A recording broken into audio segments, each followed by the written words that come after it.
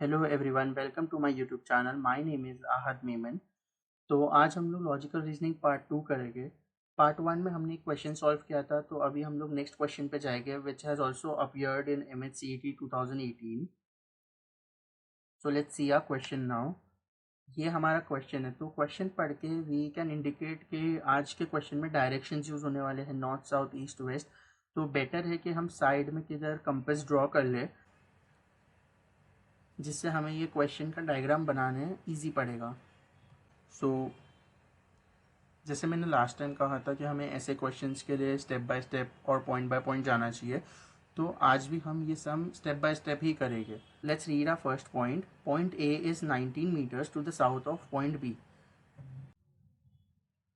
Okay, तो point B को हम लोग एक सेंटर इमेजिन करेंगे एंड उसके साउथ में हमारा पॉइंट ए है, तो it will be drawn downwards. Please refer to your compass, it will make your sum easier. So downwards एक लाइन बनाए 19 मीटर्स की एंड उसको नेम कर दो A. You don't have to take actual measurements, ये सिर्फ रफ मेजरमेंट्स है। Now next point says that point C is 17 meters to the west of point A. तो अभी ए को सेंटर इमेजिन करो और ए के वेस्ट में आपकी पॉइंट सी है। लेफ्ट साइड एक लाइन ड्रॉ करो एंड वो लाइन के एंड पे पॉइंट सी मार्क करो which is at a distance of 17 meters. तो your diagram will look like this now. Now you have point D which is 7 meters to the north of point C. जैसे जैसे हम सब में जाएंगे ना, तो आपको उस पॉइंट को सेंटर कंसिडर करते जाना है। जैसे अब आप सी को सेंटर कंसिडर करोगे एंड उसके नॉर्थ में एक लाइन बनाओगे 7 मीटर्स की लेंथ की, और उधर पॉइंट डी डिनोट करोगे just like this. Now you have point E at a distance of 6 meters to the west of point D. अब D के वेस्ट में 6 meters की एक लाइन बनाना है, तो D के लेफ्ट में we will have a 6 meters की line. Now point F is 6 meters to the north of point E. अब E को सेंटर कंसिडर करो और E के नॉर्थ में पॉइंट F है, मतलब E से अपवर्ड्स जाना है आपको फॉर पॉइंट F।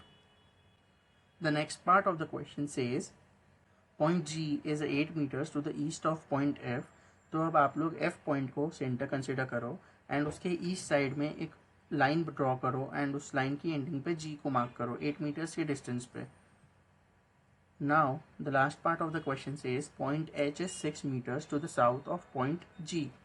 G को सेंटर कंसिडर करके H पॉइंट बनानी है साउथ में, तो साउथ है तो we have to go downwards, तो your figure will now look like this.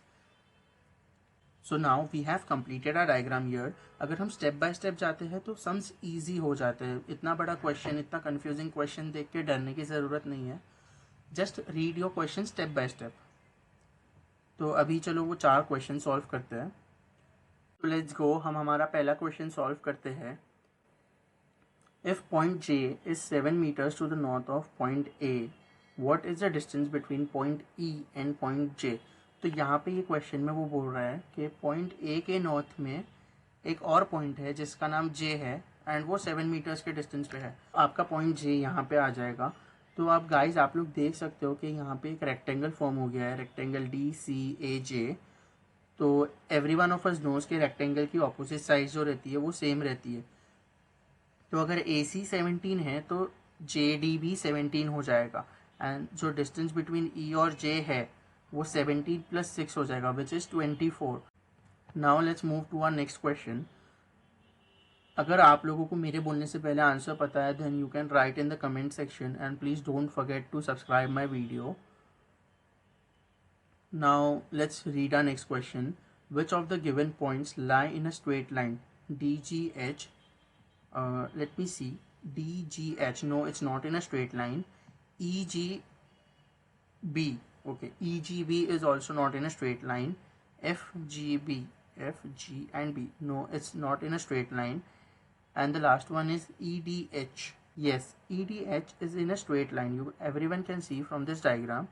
So the right option here will be answer E, which is only D, because the D option is right. Now let's move to our third question. In which direction is point H with respect to point A? Okay, so यहाँ पे we need a compass again.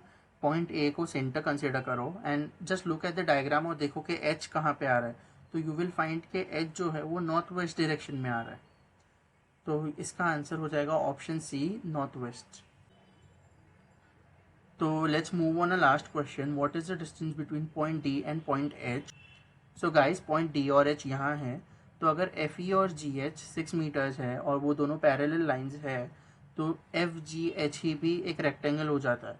तो अगर F G 8 है तो E H भी 8 होना चाहिए, because opposite side of rectangle has equal length. तो नाउ अगर ई एच 8 है जिसमें से ई डी 6 है, तो डी एच हो जाएगा 8 minus 6 which is 2।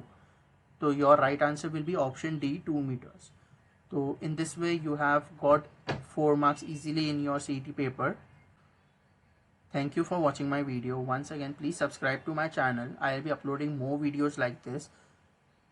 Thank you.